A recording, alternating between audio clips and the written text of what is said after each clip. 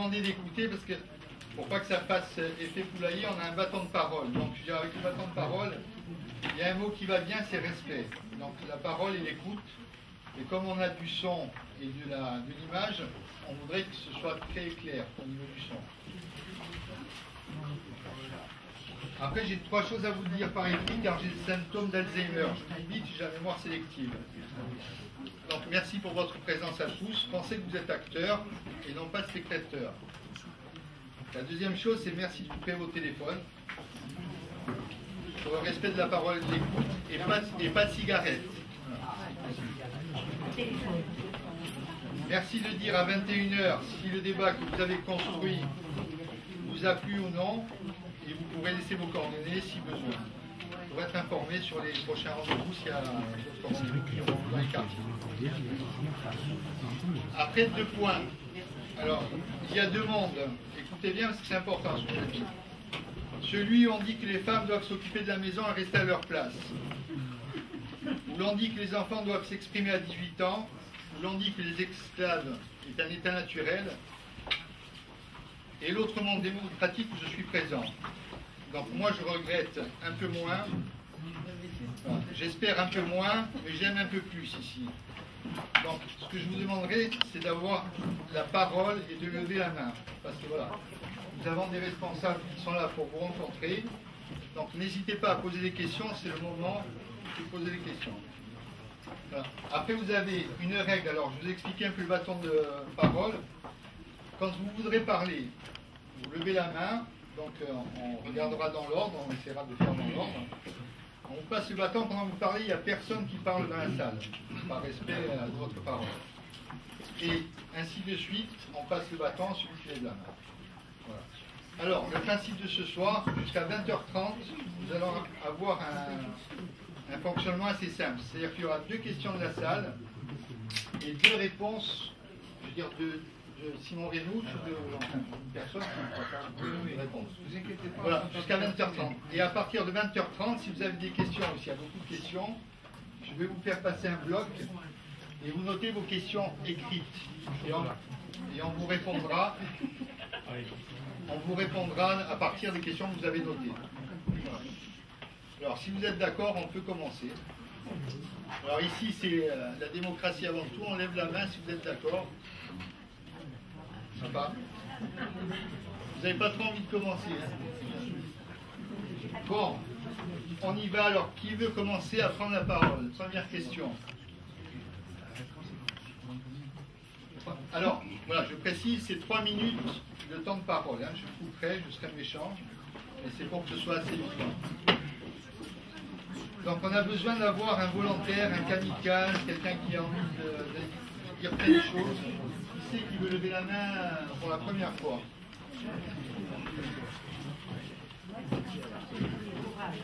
Ben, je crois qu'on va s'en aller. Il y a un truc que je m'en vais. Il y a un truc que je ne comprends pas, c'est que vous êtes nombreux. Ouais, là tu es agressif. Il faut être agressif. Alors,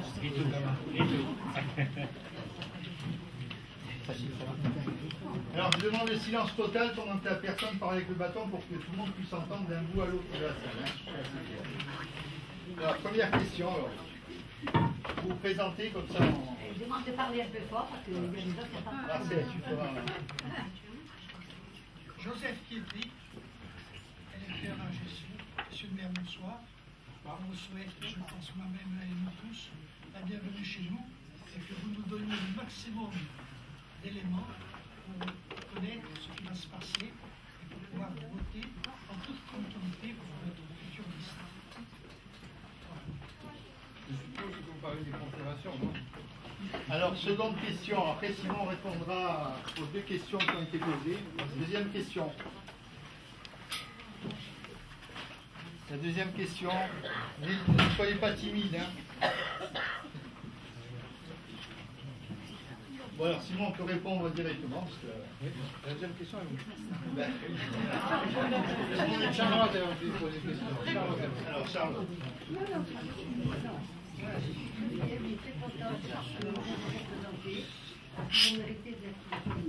question c'est quoi? La question c'est celle-là.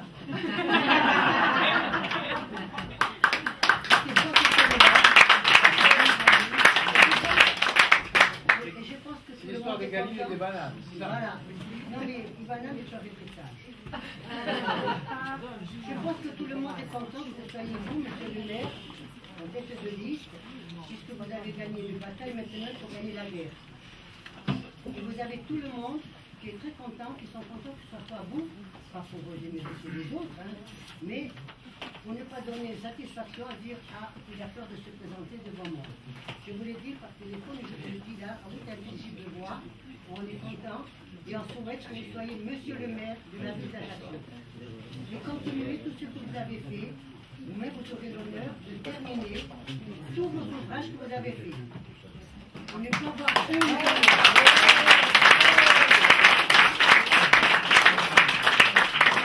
Je vais faire ce que j'ai appris, parce que pendant 3 mois, j'ai exercé la pédiatrie à Paris. C'était pour moi un moment fabuleux. Je n'avais pas envisagé de me représenter. Mais ça avait quand même pour moi 2 grands mérites. La première, c'est que je reprenais vie à la vie, une nouvelle vie.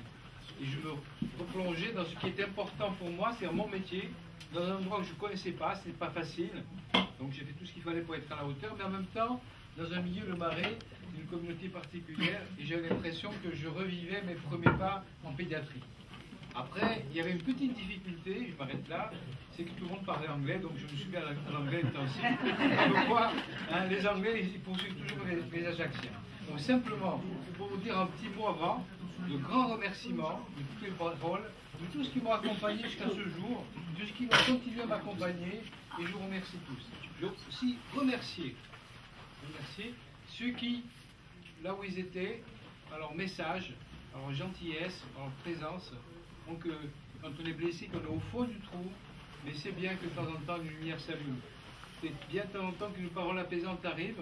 C'est bien aussi que, même si on ne sait pas toujours ce qu'on va faire, on ne perd pas de vue là où on va et d'où on vient. Donc merci à vous tous, ces paroles qui sont certainement insuffisantes pour vous remercier, et aussi pour remercier ceux qui m'accompagnent, ceux qui constituent la liste aujourd'hui, et ceux qui vont avec vous au quotidien faire en sorte que, face à cette équipe qui est disqualifiée, on ne parlera pas de ce soir, je regrette de le faire, mais qui ne représente pas forcément l'avenir, il ne faut pas dire plus, mais qui sont dans le chaos, ont plongé la vie dans le chaos. Il faut que chacun de vous, là où il est, puisse faire l'effort de demander à son voisin, à son ami, de faire la campagne ou de demander ce qu'il fallait faire. C'est essentiellement ça qu'il faut faire. Par ailleurs, nous, on continue à échanger, à discuter, à faire en sorte qu'on présente une liste avec toutes les composantes. Cette liste avec toutes les composantes, je veux dire tranquillement, c'est bien sûr corps social-démocrate, mais on n'a encore pas fini de dire tout le monde parce qu'on accueille aussi d'autres personnes, mais aussi Europe Écologie Les Verts, le Parti Socialiste, la Yachine, le PS depuis toujours et les radicaux, j'espère que je n'oublie personne, et pour vous dire aussi que la politique...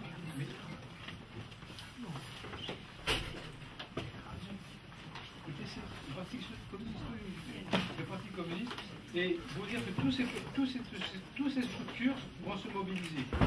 Pour moi, c'est important d'imaginer que la gauche progressiste, celle qui a ouvert ses portes au statut de la Corse, celle qui a ouvert ses portes à l'humanité, c'est ça le progrès, ne pas rester figé, c'est celle qui va se mobiliser avec les progressistes, avec ceux qui souhaitent une Corse fraternelle. Mais avant tout, notre message essentiel aujourd'hui, c'est l'égalité de chance. Voilà le message essentiel que je veux transmettre. Je veux dire aussi qu'à mes côtés, il y a des personnes qui pendant 13 ans ont fait la preuve d'une gestion saine, d'une gestion rigoureuse, de l'honnêteté de leur engagement et de la fidélité à leur engagement. Et dire simplement, et remercier Maria pour ici présent, qui me suit depuis le tout début, je me demande s'il ne m'a pas précédé, mais en même temps, Maria Gudicic aujourd'hui représente un symbole important. Ce n'est pas un ovni, hein.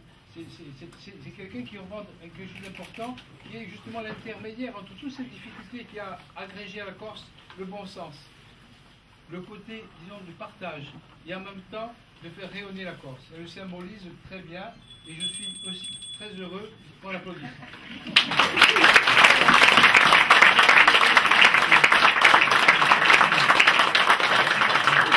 Alors, troisième question, levez la main, ne vous gênez pas. Simon a mis qui va parler. Alors, je vais vous dire, vous êtes obligé de me poser des questions pour 3 raisons. La première, c'est que je suis timide, mais vous ne le savez pas. La deuxième, c'est que j'ai le temps de me reconstruire et d'être différent. Et vous le verrez. Et troisièmement, c'est parce que, comme je suis venu aussi avec vous partager l'élan de vérité, parce que pour engranger la confiance, il faut la justice et la vérité. Donc posez-moi des questions. C'est pas ce que je répondrai facilement, c'est parce que c'est ce que vous êtes venu chercher. Et ça, on va le construire ensemble. Le projet, la campagne, la présence, on va la construire ensemble, on va la construire côte à côte, face aux difficultés, mais en étant avant tout respectueux. Question. Je suis obligé d'être méchant, excusez-moi, mais Très bien, merci. Alors.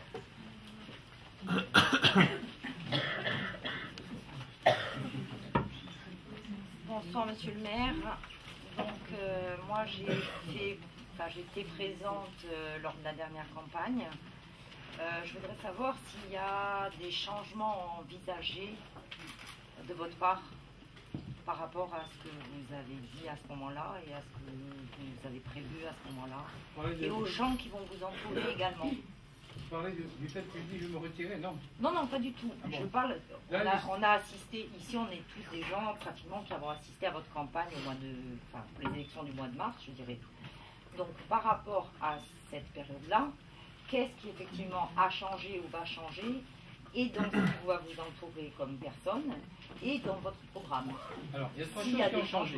D'abord, j'ai changé. Oui. C'est-à-dire que je suis devenu quelqu'un qui est plus direct et qui va faire face à l'adversité que j'ai subie. Et je vais le faire de façon respectueuse. La deuxième chose, ce qui a changé, c'est l'innovation. L'innovation, c'est une liste rajeunie, renouvelée et représentative de des associations, de la société civile et peut-être aussi des gens que vous n'avez pas encore vus dans l'échiquier politique, qui ira bien sûr et sera le plus possible. Et la troisième chose, c'est dans le changement dans la méthode. Quand nous serons élus, les adjoints feront part de leur mandat tous les 6 mois.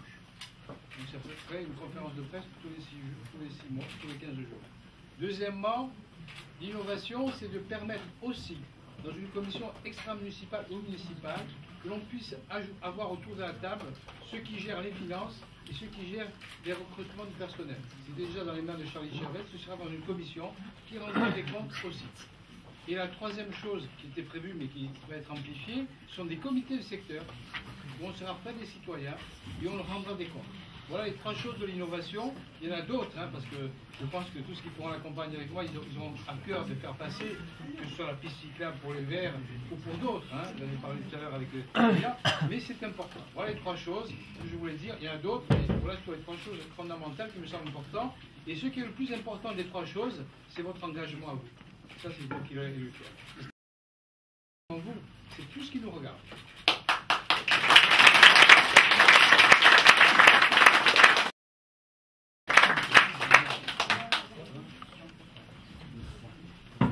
Merci. Bonsoir Monsieur le maire, bonsoir tout le monde. Et pour entrer dans le vif du sujet, Monsieur le maire, il faudrait que vous nous disiez pour quelle raison, et une seule raison, en dehors de la fraude, hein, bien sûr, il faudra qu'ils votent pour vous, non pas pour M. Bartangier, je ne sais pas. Une seule. Celle qui est pour vous, celle qui est à vos yeux la plus importante. Mais écoutez, c'est difficile, hein, parce qu'il y a beaucoup de raisons d'échanger. Et on va vous en donner qu'une à l'enseignant que vous êtes. L'enseignant que vous êtes, il faut savoir que la première priorité, c'est la jeunesse. La première priorité, c'est l'éducation, mais ce n'était pas une priorité nouvelle, parce que déjà dans la mandature précédente, on a rénové les écoles, n'est-ce pas, M. Dijac? On a organisé des temps forts, et en même temps, on a un service d'éducation assez large, je ne vais pas faire le panel, on a rénové toutes les écoles, on en a construit d'autres, mais ce qui était le plus important pour nous, c'était justement les rythmes scolaires, où on avait fait trois choses.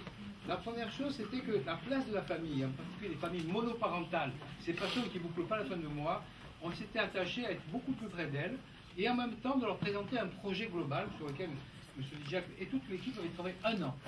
C'était avant tout la gratuité, la sectorisation et les transports qui étaient limités, donc qui faisaient en sorte qu'on apportait l'enseignement, mais avec cet enseignement-là, il y avait essentiellement le côté éducatif et culturel. Vous savez que ce qui fait rayonner une ville, c'est la culture, c'est toutes les activités sportives, associatives. Et donc, nous, on avait organisé cette activité. Pourquoi? Parce que D'abord, tout simplement parce que le projet qui consiste à rénover la société à partir de l'école, c'est un projet ambitieux, mais il n'est pas nouveau. En même temps, on mettait autour de la table à la fois les personnels que nous avions, les services publics. Vous savez que le service public, c'est bien sûr le patrimoine de ceux qui possèdent rien. Donc on a dans l'école, l'école de musique, on a l'école des sports, on a aussi l'ensemble des médiathèques, tous les lieux pour les accueillir. Et en même temps, déjà, les associations interviennent pour le théâtre, pour les échecs. Et donc l'ensemble de l'organisation nous a rendu compte qu'il y avait un rayonnement des enfants, des familles qui étaient bien sûr entourées. Et ce qui est le plus important de tous, c'était cette place prioritaire dans une société à reconstruire. Il y a beaucoup de familles monoparentales. Et c'est pour nous une politique familiale exceptionnelle grâce à ce projet. Et c'est la raison pour laquelle on a hâte de reprendre ce projet, comme on l'a déjà démontré. Et déjà ce projet était dans l'inscription des enfants début janvier. Il y avait ce projet avec l'inscription, donc on n'était pas en retard.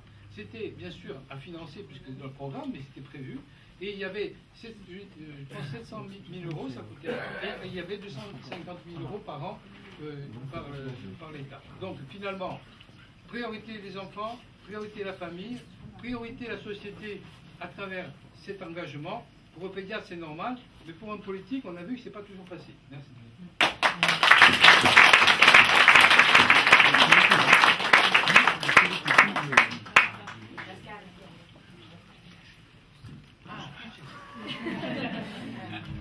Je m'assieds, hein, Bonsoir à tous. J'aimerais savoir vos projets pour la jeunesse. Alors, vous savez que je dis que ce qui manque le plus dans cette campagne, c'est la présence des jeunes. C'est pour ça que je suis content que Francesca soit là. Et il faut savoir deux ou trois choses simples. La première chose simple, c'est l'emploi. Et on avait projeté avec Areva, grâce à une modélisation, d'avoir un projet industriel. Donc on ne l'a jamais dit parce que c'est en train de signer, mais c'est une possibilité pour l'emploi. J'évacue une situation simple. Par contre, ce qui est important pour les jeunes, c'est d'être nous, les porteurs de la respiration. Parce qu'on ne les entend pas, on sait qu'ils sont plus intelligents que nous, par définition, on sait que ce qu'on leur apporte est insatisfaisant pour eux, et nous, on aimerait être les porteurs de leur respiration et les réalisations. Donc, ce qui me semble important pour nous, c'est de faire en sorte que dans le monde moderne, il y ait une cité de la jeunesse, pas forcément une cité de la jeunesse par des études supérieures. Qu'est-ce que tu dis, François? C'est consultatif de la jeunesse. Oui. Je vous disais, une cité de la jeunesse assez grande, où les gens viendraient, tous ces jeunes, ils se retrouveraient, avec tout ce qui est aujourd'hui important concernant l'informatique et tout ce qui est la transmission du savoir, mais en même temps, faire en sorte que l'ensemble des jeunes, dans les activités qu'ils ont, ils aient un lieu aussi pour élever un peu le débat, à la fois philosophique, mais en même temps qu'ils aient la chance de se rencontrer et qu'il y ait davantage de mixité. Il me semble important pour nous que ce programme qu'on va proposer pour la jeunesse, qu'on est en train de mettre en place, soit aussi un temps fort dans le mois qui vient d'une consultation des jeunes. On l'a déjà entendu. Donc, on va commencer par avoir cette consultation, et cette consultation nous permettra à nous de répondre un peu plus. Alors, le conseil consultatif, c'est des choses qui existent, mais je suis sûr qu'à travers les jeunes qui sont avec nous, Francesca, tu peux être à la tête de ceux qui, avec nous, poseront des questions, qui veut bien, oui. Et donc tu seras celle qui sera le porte-parole avec d'autres de ce qu'on pourra entendre. Je n'ai pas dit qu'on pourrait répondre à tout. Le deuxième point, et je m'arrête là-dessus, et c'est bientôt terminé, le deuxième point qui me semble important, c'est quel rôle ont les parents aujourd'hui dans la famille et par rapport aux jeunes. Et quel rôle ont les personnes un peu plus âgées dans la transmission du savoir et dans le rôle important entre les jeunes et les moins jeunes. Vous savez pourquoi? Parce que le drame du monde moderne, c'est la solitude, jeunes et moins jeunes. Et ça, il faut qu'on trouve des moyens. On l'a déjà fait au cadre du CCS, j'en ai parlé avec Paul, avec mes colistiers, mes colistières, hein, que ce soit Julia, que ce soit Maria, et Paul. Ce qui me semble important, c'est ça. C'est comment on rétablit un peu les ponts entre les personnes et comment, à travers les moyens modernes, médiatiques ou autres, des lieux, on arrive à faire vivre ce qui est le ciment de la vie, c'est-à-dire les échanges.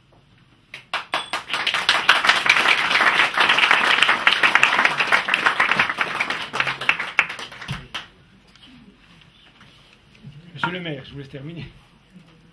Alors, deux questions. Sur la jeunesse, justement, mais ça, c'est quelque chose qu'on avait travaillé déjà lors de la première, lors de la dernière élection. Et si on la question c'est est-ce qu'on va continuer à travailler, puisqu'il y a une jeune fille qui a travaillé sur ça apparemment.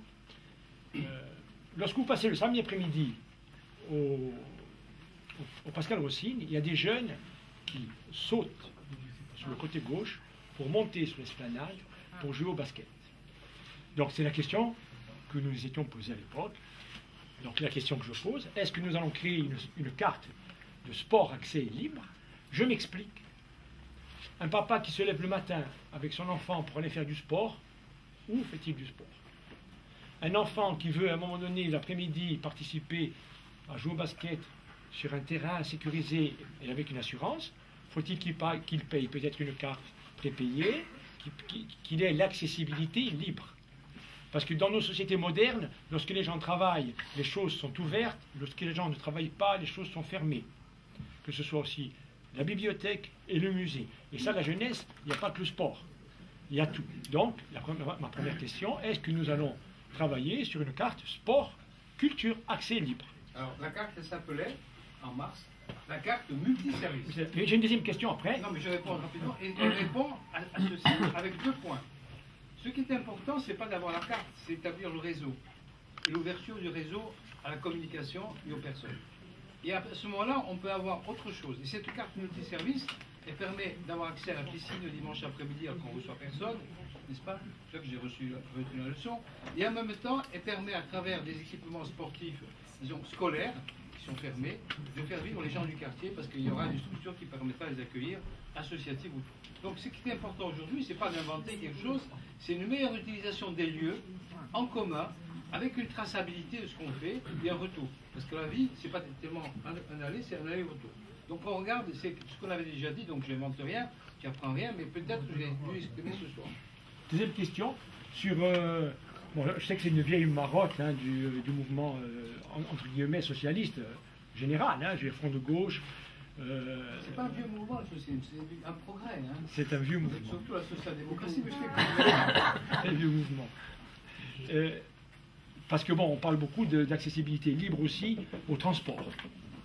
C'est-à-dire que rendre accessible la ville, rendre la ville aux citoyens. C'est-à-dire que, y compris même pour les commerçants, ce serait intéressant. Est-ce qu'il y a une réflexion sur l'accessibilité libre au transport? Ou y aurait-il des zones, des gens qui... Voilà. Moi, je milite pour la gratuité du transport. Simplement, 2 choses. La première, c'est quand on est en bonne santé, que ce soit tous en bonne santé, qu'on a une maison et un emploi. La 3e chose, c'est le transport. C'est capital. Pourquoi? Parce que ça permet de relier les points les uns aux autres. Et là, il y a 2 réflexions. La première, c'est tout ce qui est dans le cadre des développement durable, des pistes cyclables. On va être obligé d'en faire une. On en fera, pour avoir habité à Paris, je peux vous dire que c'est nécessaire. Et en même temps, il y a des déplacements qui font que les gens prennent le bus ou leur voiture, avec le covoiturage, et ce que nous avons fait, qui a été mal relayé par nous-mêmes peut-être, mérite d'être retraduit concrètement. Et ce qui est un point difficile, c'est le transport en commun, et surtout le problème de la gratuité. Alors, il faut savoir, je peux le dire, mais vous ne savez peut-être pas, qu'on a fait beaucoup d'efforts concernant l'accessibilité, et concernant l'accessibilité pour les personnes comme Nathalie, là, hein, c'est un peu disparu parce qu'on voit des chaises de partout maintenant, mais pas seulement, mais l'accessibilité par la gratuité, mais il y a quand même, au niveau de la CAPA, des efforts très importants, sur les étudiants, les gens au chômage, les retraités, et il y a aussi le ticket vie qui avait, alors peut-être ça a changé depuis, hein, parce que les choses ne sont pas forcément, et là il y a une réflexion, savoir si, de façon simple, les chauffeurs vont gérer la ville, le transport, aussi il y a un côté qui va s'humaniser, et si on va arriver à l'humaniser. Je vous ai dit que je vous parlerai vrai, je vous parle vrai, parce que mon cas, je l'avais reçu il y a très longtemps, il m'avait fait un texte en 2010, parce que c'est bien sûr tout le monde se reconnaît dans mon cas, mais moi je suis celui qui, pendant longtemps, était celui qui le représentait ici, et donc je peux vous dire que le langage aujourd'hui, c'est le langage que j'ai appris quand j'étais au club de Chirocca, que j'ai créé avec M. Salicette et M. Guidon, et M. Olivez, hein, vous voyez que malheureusement il reste plus que Guidon et moi, et je peux vous dire que le parler vrai, c'est celui qui fait gagner les élections.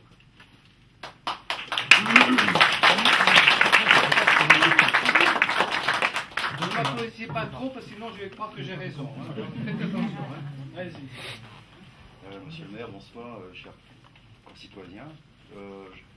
J'ai la conviction que cette ville peut rayonner au niveau national, voire même international.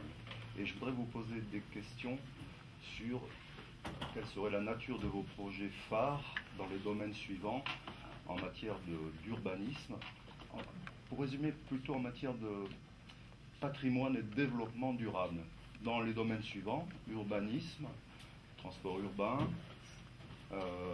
art, culture, artisanat même, patrimoine maritime, et puis après j'aurai des questions plus précises sur des dossiers comme l'avenir de la citadelle d'Ajaccio, le projet éventuel de réserve des îles de Scandola, réserve naturelle, des îles des Sanguinaires, et puis sur peut-être la nécessité de développer les parcs et jardins dans cette ville. Alors, c'est difficile en 3 minutes de répondre, mais je vais le faire en partant du parc et jardin. Donc, on avait envisagé de faire 2 jardins botaniques. Voilà. Le premier point, il y avait des développements, il y avait même une relation, il n'y a pas monsieur Tom ici, avec l'université. C'est lui qui nous avait déjà aidé pour le faire. Deuxième point, je fais à l'envers. Deuxième point, la véritable action qu'on a sur le plan patrimonial, c'est le label d'art de l'histoire.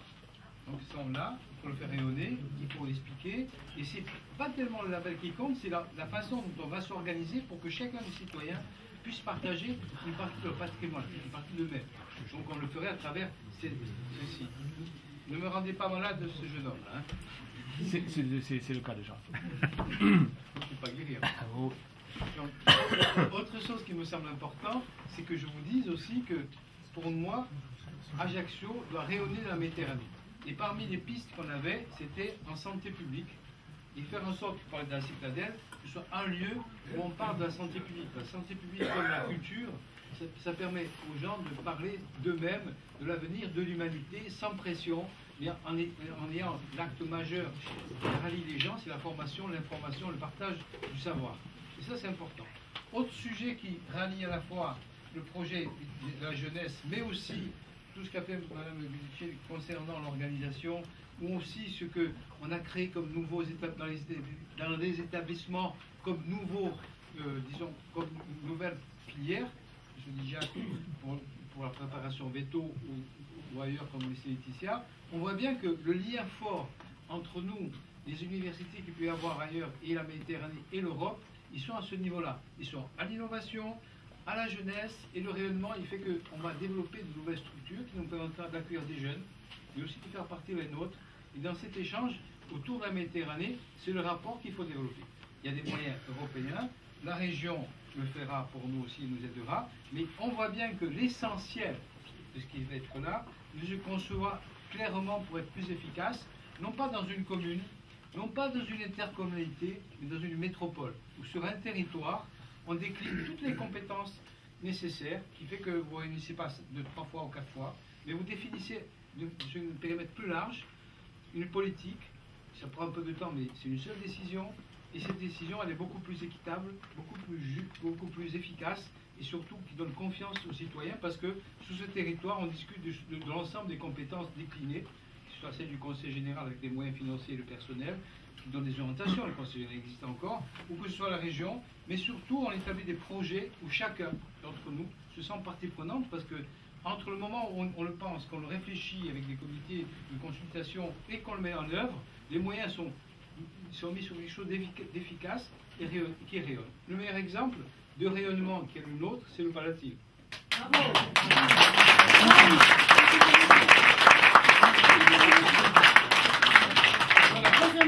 C'est un peu long, mais c'est difficile de répondre. Cette dernière question, pourrait-on envisager comme ça se passe dans certaines, moi je m'occupe d'une réserve de biosphère, un conseil scientifique qui pourrait être là pour éclairer la ville, au besoin, la demande. Ce qui manque à mon sens, hein, oui. Que j'ai. Après, quand tu le fais dans le feu de l'action. Demandez le respect de la personne qui parle, de la personne qui répond. Parce qu'autrement, on n'entend pas quand les gens répondent. Merci. Excusez-moi parce que je serai méchant. Hein, ce soir. Je vais reprendre le GSC ou j'attends, non? Ah bon? Non, ce qui manque, ce qui nous a manqué, parce qu'il faut bien voir tranquillement, hein, que la ville à laquelle nous avons participé depuis 2001, la ville de la cité, on l'a transformée complètement. Bon, il y a eu un petit hiatus qui a fait un retour en arrière, mais on ne pensait pas qu'on tomberait dans les catacombes. Mais ceci étant, aujourd'hui, il faut repenser les choses avec beaucoup de sérénité et surtout d'à propos. Qu'est-ce qui nous a manqué? Il nous a manqué un conseil de sages, un conseil scientifique qui nous a éclairés, parce qu'il faut voir qu'en même temps que la ville changeait, la société a changé. Ça explique même des votes, hein, que la société a changé. Ça explique aussi l'incompréhension. Mais ça explique surtout le fait qu'entre les citoyens, son action au quotidien, ce qu'il ressent et nous, il y a des fossés. Et ces fossés, on ne les a pas créés nous-mêmes, ils existent de partout. Pourtant, on s'est bien appliqué à faire en sorte qu'il y ait des lieux publics, qu'il y ait une meilleure communication avec les personnes. Mais on ne peut pas aujourd'hui dire qu'on peut communiquer si on n'a pas une prise en compte, et c'est plutôt la campagne qui va le permettre, et souvent on en débat, de la réalité qui nous voit installée dans cette ville, et peut-être en Corse. Cette réalité, elle ne peut plus être traitée avec des outils anciens. Il faut les traiter de façon beaucoup plus proche. Le meilleur exemple de ce traitement, c'est celui que Mme Michel a apporté au Paduc, parce qu'ils ont fait quelque chose qui était impossible à l'origine. Et pourtant, ça existe. C'est sûrement pas parfait, mais par rapport à ce qui existait auparavant, c'est plus que parfait. Pourquoi? Parce que ça correspond à un besoin. Quand on satisfait un besoin, que ce soit dans une famille, pour le père et son enfant, que ce soit dans une société, que ce soit des politiques, on a toujours l'impression qu'on a fait ce qu'il fallait faire. Mais au fond de nous, il y a toujours interrogation de savoir est-ce que c'est suffisant et est-ce qu'il n'y a pas autre chose à faire. Ce côté un peu insatisfait qui est le nôtre, il existe de partout. Et donc je crois que la vraie question pour nous, c'est de bien faire par des cercles, certainement par des conseils scientifiques, qu'il y ait une meilleure prise en compte de l'avenir de ce pays. Et je veux juste vous dire un petit mot. Moi j'ai un ami qui était au club de Rocard à Lyon, qui s'appelle... et qui était au plan avec Rocard. Et quand il vient ici, depuis 40 ans il est en vacances ici, quand il vient ici, il me dit, finalement ici vous avez tout pour réussir. Voilà. Et pourquoi? Parce que la nouvelle économie, vous pouvez la mettre en place, à condition que vous entendiez. La nouvelle structure écologique, vous avez déjà. Et dis-moi, je suis toujours époustouflé de l'intelligence collective que je vois, mais qui ne se matérialise pas toujours. On va applaudir.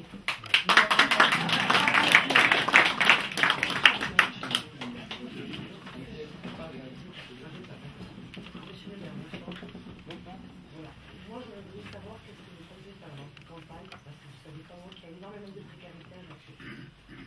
Et il n'y a que l'épicerie communale. C'est ça. Alors, en travers de l'association, on se compte au village, je peux dire qu'il y a énormément de misère. Alors, je voudrais savoir des actions. Qu'est-ce que vous pensez par là? Alors, devant cette question, la moindre des choses, c'est qu'un petit temps de réflexion, de silence. Parce qu'effectivement, il y a de la précarité qui s'est installée, mais qui se poursuit. Et jusqu'à présent, on n'a pas toujours pris en compte cette réalité, non pas parce qu'on n'y croyait pas, mais parce qu'elle est beaucoup plus importante. Il y a des choses nouvelles qui existent depuis quelque temps. C'est un couple, normalement, ils sont deux, hein, bien sûr, mais il y en a un qui décède, c'est le plus actif qui décède, la personne reste seule, est isolée, première difficulté, est beaucoup plus grave même que l'alimentation. Ensuite, souvent, ils n'ont pas les moyens, donc c'est la deuxième gravité. Et ensuite, l'apport que l'on fait est toujours beaucoup partout. On a, au niveau du CCAS, mis en place une équipe contre la solitude. On a mis en place des bénévoles, ils sont 30, ils étaient 30, non je ne sais plus, hein, ils étaient 30. Deuxième point, on a distribué ce qu'on appelle le panier de la solidarité. Il y a 100 familles, une fois par semaine, ils ont le panier de la solidarité. Ça me rappelle quand avec ma tante, je faisais le prix en 58, tout était fermé. Donc on faisait l'accueil une fois par semaine pour avoir un kilo de sucre, un kilo de pâtes. Voilà, c'est la même chose. Mais ce n'est pas suffisant. Parce que la précarité qui s'est installée sur le plan financier, elle se répercute aussi sur le plan personnel. Les gens, ils perdent ces repères aussi dans leur tête. Ils sont de plus en plus nombreux. Et ceux qui sont de plus en plus nombreux, ce sont les familles monoparentales. Parce que là, les mères pourraient joindre les deux bouts. Donc pour nous, il y a aussi cette politique à mettre en place. Comment il faut faire? Je vais dire comment il faut faire. Il faut que le Conseil général, dans ses applications, travaille davantage avec la ville. Parce que quand le Conseil général ne donne pas un secours, ils viennent chez nous. Et chez nous, que ce soit les HLM ou le secours, c'est la commission avec l'assistance sociale. Il n'y a pas, dans le CCS, c'est des politiques, mais dans la commission qui attribue, par exemple, les logements, parce que ça aussi c'est une précarité, le président, celui qui préside la commission, c'est M. Lins, c'est un fonctionnaire, et des assistantes sociales. Quand je l'explique à tout le monde, ils disent que je donne à des personnes, etc. C'est pas du tout comme ça. Donc la précarité, elle commence aussi par le logement. Elle commence aussi par l'emploi. Mais en dehors de tout ça, c'est surtout que les gens sont isolés et qu'ils ne s'aident pas trop. Même si, dans le secours populaire, et je sais qu'on a parlé des Restos du Cœur, nous on a permis aux Restos du Cœur de s'installer près d'un grand supermarché. C'est nous qui avons, je crois qu'on est 120 000 € pour qu'ils s'installent normalement. Quand on sait l'importance, vous êtes aussi, on vous a aidé aussi, parce que vous avez des croises ennuis, mais il faut dire que pour nous, on aide, mais peut-être qu'il faut repenser dans une organisation différente par quartier, notre mode de distribution. Je crois que c'est nécessaire. C'est nécessaire, c'est une meilleure coordination. Bon, le conseil général nous a toujours tapé dessus, donc on ne peut pas leur demander, mais c'est pas grave. On va espérer qu'en gagnant le conseil général aussi, on pourra distribuer les choses différemment. Donc je pense que les choses, les élections, elles sont globales.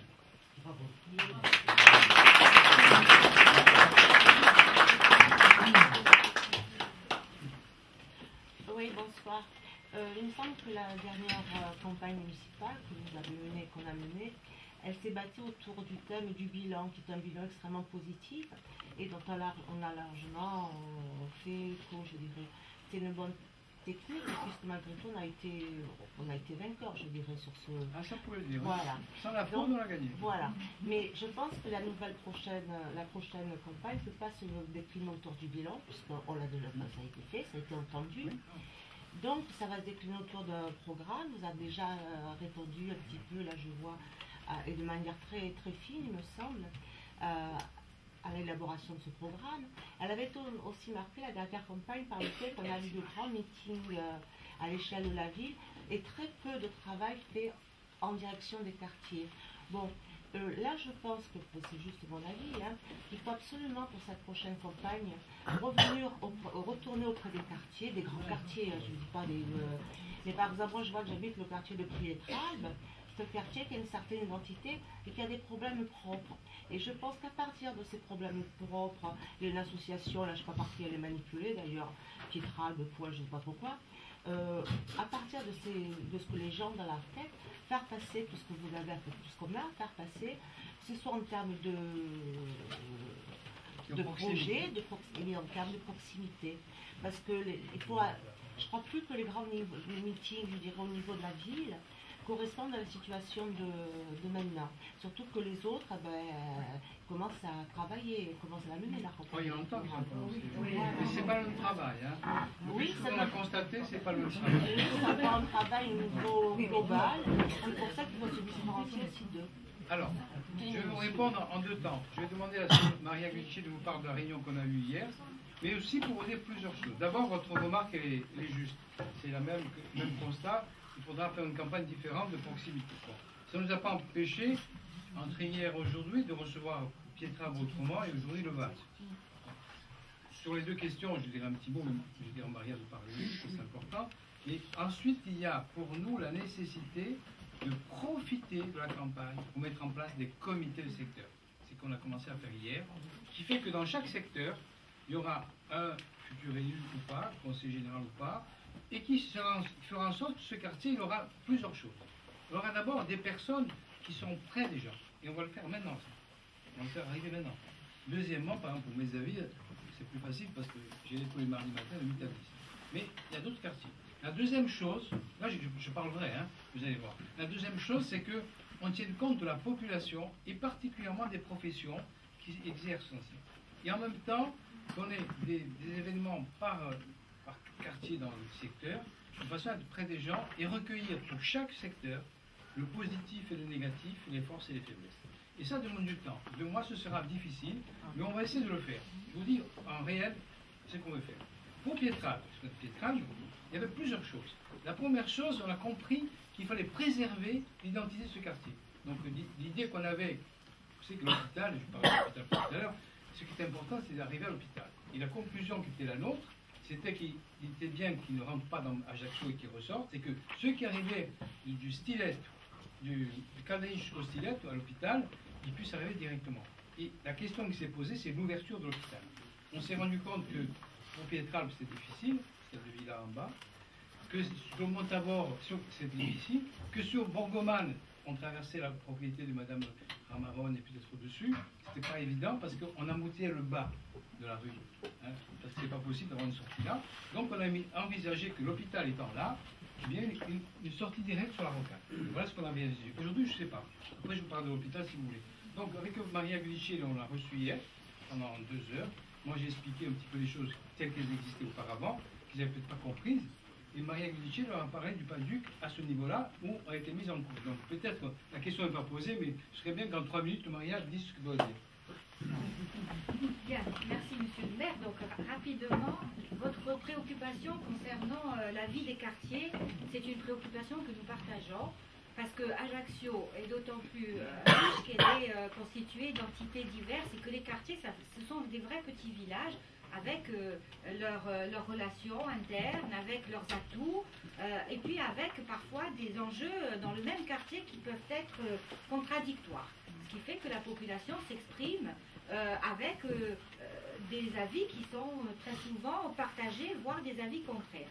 Donc le rôle de la municipalité, c'est d'être au plus près des quartiers, au plus près des habitants, pour que dans ces quartiers-là, les projets soient toujours partagés et construits, je dirais, en concertation. Donc c'est le souci que nous avons et c'est la raison pour laquelle on a répondu, mais j'ai envie de dire, on ne fait que devancer la méthode qui doit être la méthode de travail d'une municipalité dans le temps, qui doit consulter les habitants sur ce qu'ils veulent pour leur quartier. Alors sur Pietralbe, en fait on a très vite, en 2 jours, on a eu à entendre des soucis, des inquiétudes, des questions, d'une part à Pietralbe, d'autre part au VAD. Ce ne sont pas des questions nouvelles, hein, ce sont des questions qui ressurgissent aujourd'hui, parce que d'abord, Ajaccio, vous le savez, est doté d'un document d'urbanisme qui est le PLU, qui vit aujourd'hui, on va dire, un épisode qui n'est pas un épisode à notre sens de nature à remettre en cause fondamentalement le projet, mais on pourra vous en dire 2 mots tout à l'heure. Il y a un PLU, et puis Pietralbe, c'est un quartier, pour ne parler que de celui-là, où effectivement vous avez des atouts environnementaux extraordinaires. Sur le haut de Pietralbe, il y a un espace remarquable et caractéristique. Il est effectivement, d'un point de vue paysager, d'un point de vue faunistique, floristique, remarquable. Et pourtant, en contrebas, on a effectivement une urbanisation des gens qui y vivent et qui ont légitimement besoin de pouvoir accéder à leur lieu d'habitation, qui doivent pouvoir avoir accès au transport. Et puis derrière ce bel espace, on a un projet important pour la Corse, qui est l'hôpital. Je ne parle que de l'hôpital, mais on pourrait aller un petit peu plus haut et constater que là, il y a aussi au Palatine. Et qu'à proximité du Palatine et de l'hôpital, on a une voirie, une route qui passe, et on a un collège en construction. Donc vous voyez, il y a cette multiplicité d'enjeux qui fait qu'aucun projet ne peut se faire si l'ensemble des habitants n'a pas compris l'intérêt, n'a pas adhéré au projet, et c'est tout l'objet de notre discussion. Donc nous, on a répondu hier à des inquiétudes. Le maire a évoqué à l'instant la question de l'accès à l'hôpital et de cette voie nécessaire, parce qu'il faut bien qu'un hôpital soit accessible dans les meilleures conditions possibles, sans pour autant remettre en cause la qualité de vie des habitants de Pietralbe ou des habitants de Noël Franchini ou des habitants, je dirais, de Mezzaville, par exemple. Donc, Pietralbe doit pouvoir garder cette particularité avec son école, avec son city-stade, avec effectivement une voirie qui soit praticable, avec une paix, une tranquillité, un accès à un espace remarquable dont j'aime autant dire qu'il était remarquable et qu'il reste remarquable, qu'on ne le remet pas en cause, et que non seulement on ne le remet pas en cause, je fais le lien avec la cartographie du PADUC, mais on l'agrandit, et on considère que sa vocation, c'est une vocation avant tout de qualité de vie, donc peut-être, pourquoi pas, demain sous l'égide de la ville, un espace, un parcours, nature, une ouverture. Alors tout à l'heure, Félix disait, il y a des espaces qu'il faut ouvrir aux Ajacciens, il y a des espaces construits, bâtis, les équipements sportifs par exemple, et puis il y a des espaces naturels. Les Hauts de Pietralbe en font partie pour peu que les Ajacciens puissent s'y rendre dans de bonnes conditions et qu'on donne à voir là un parcours santé. Je veux juste illustrer ça, parce que sans ça, je vais être trop longue, donc je vais m'arrêter là. On pourrait parler aussi de la problématique du vase.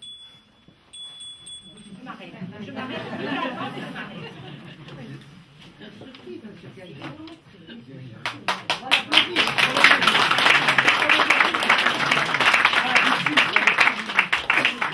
Alors, avant de continuer, ceux qui n'ont pas pris la parole ont la priorité sur ceux qui ont déjà parlé. Hein. Si vous levez la main, vous passez avant. C'est une question rapide. Question rapide.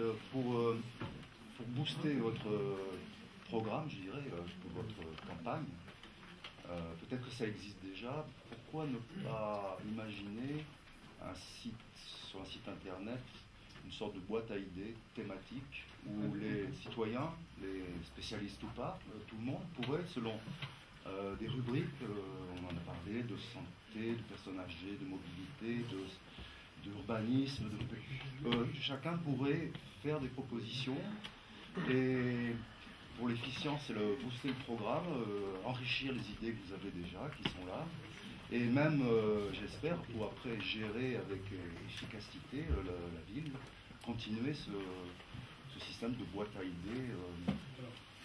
Non seulement, il faut imaginer qu'il y a 3 semaines, on n'avait pas commencé la campagne, hein,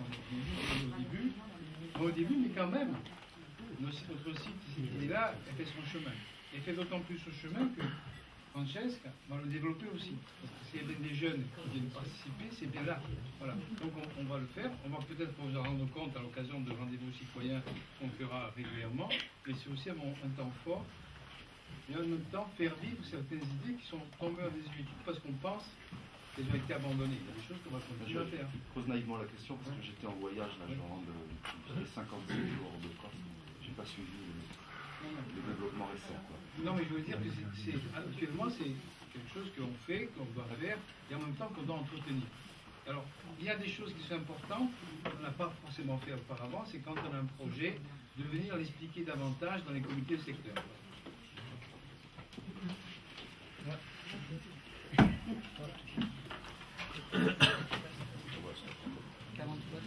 Bonsoir. Alors tout à l'heure vous avez parlé des rythmes scolaires que vous auriez mis en place. Alors ma question c'est comment les avez-vous imaginés? Alors au niveau pour les enfants, au niveau des activités, la mise en place des activités, la mise en place des horaires, comment vous les avez imaginés pour le personnel enseignant, le dialogue qu'il y aurait eu avec eux, l'acceptation, et aussi pour votre personnel municipal qui travaille dans les écoles, est-ce qu'il y a eu un dialogue commencé et en fait quel projet vous auriez eu et vous avez peut-être encore? Ce projet il a été élaboré pendant 1 an, il y a eu de la concertation, c'est une démarche qui a été construite pendant 1 an. Monsieur Dijac, qui était bien sûr à la manœuvre, qui était un des responsables de cette mise en œuvre, je vais lui céder la parole, parce qu'on a travaillé pendant longtemps, et donc pour moi c'est la moindre des choses que ce soit lui qui parle.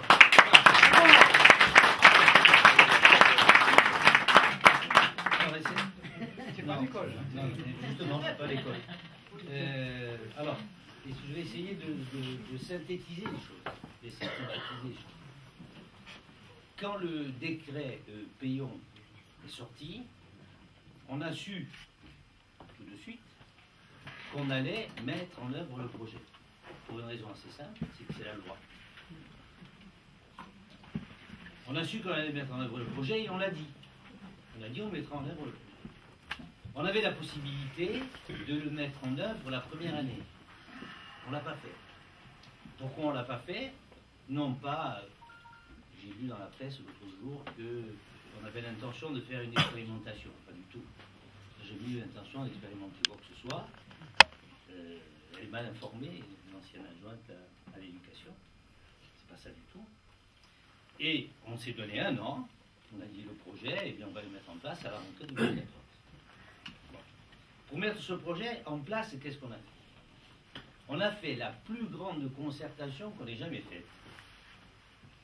Fédération de parents d'élèves, le président de la FCPE ici qui peut en témoigner, toutes les fédérations de parents d'élèves, les représentants des personnels enseignants, les représentants des personnels, les représentants de la ville qui travaillent directement dans les écoles. Je rappelle quand même que c'est un service où il y a en gros 380-390 personnes. Hein.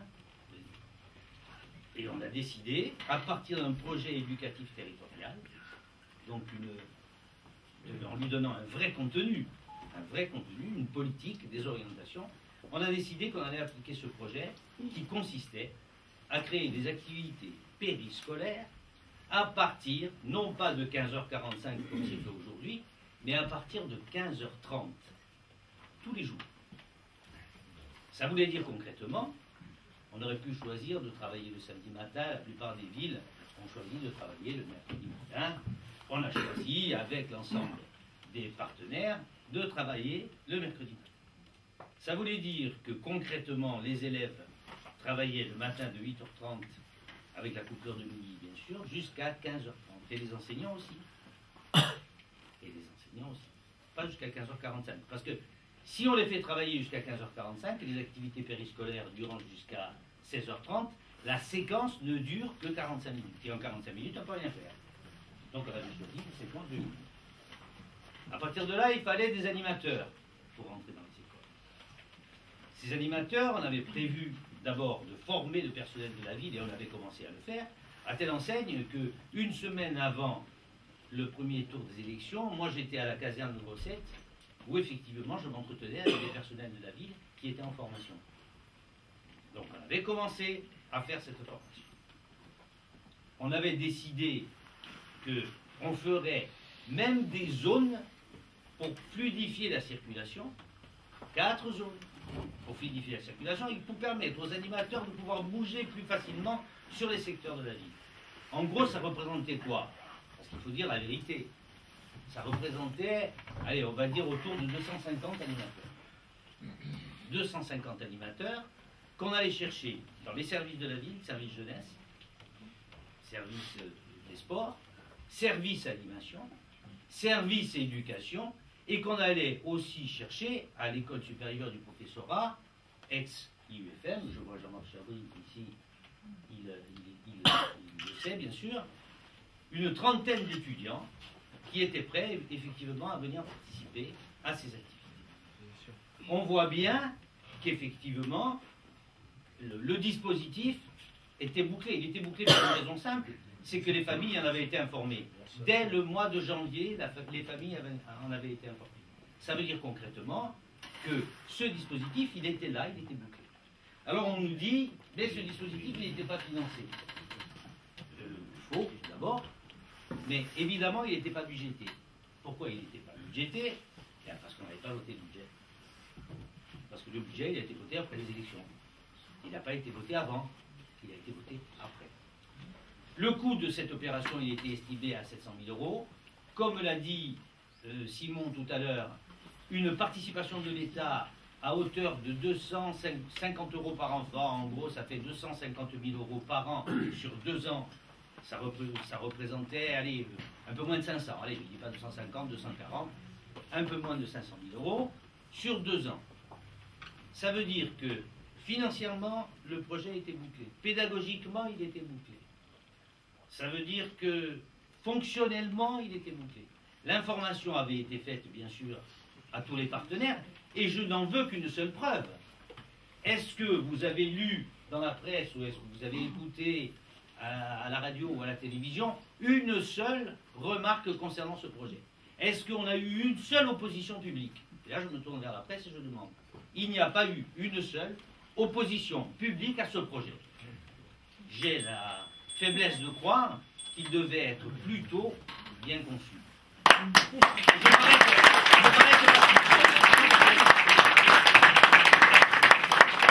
Et gratuité, hein. Je dis gratuité pour tous, hein. Bravo, bravo, bravo.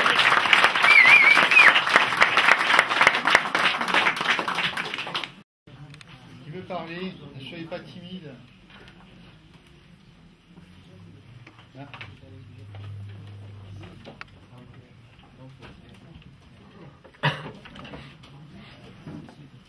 Alors, après les rythmes scolaires, les transports, Bon, vous en avez parlé un peu tout à l'heure, mais chez nous, c'est vraiment une plaie, quoi. Je sais. Et vous avez parlé là, je me suis dit, ah, c'est quoi ces 4 zones? Et pourquoi que pour les animateurs et nous? Ah non, mais ça c'est pour les pôles. Eh ben oui. Et les autres? C'est quoi la question? La question c'est, comment vous pouvez faire pour qu'on puisse, pas t'enrouler, mais circuler en ville? Pour que les transports en commun soient des transports en commun, qui soient à l'heure, que les véhicules, s'il y en a quelques-uns qui puissent circuler, qu'on ne mette pas 3/4 d'heure pour faire Mezzaville, le cours Napoléon par exemple, des choses pratiques. C'est pas facile de répondre en 3 minutes pour 3 raisons. La première, c'est qu'on s'est penché sur le déplacement par le PDI, le plan de déplacement urbain en 2006. C'était un plan de déplacement urbain. Normalement, ce sont des villes de 100 000 habitants qui le font. Là, nous, la CAPA, c'est 80 000 et on l'a fait. C'était une concertation très importante. Et il est difficile de répondre aussi simplement à des questions complexes, mais on va essayer. La première chose, les premières préconisations du plan de déplacement urbain, qui a été fait en consultant à la fois l'ensemble des institutions, mais aussi les usagers, c'était de dire qu'il fallait faciliter l'accès au centre-ville.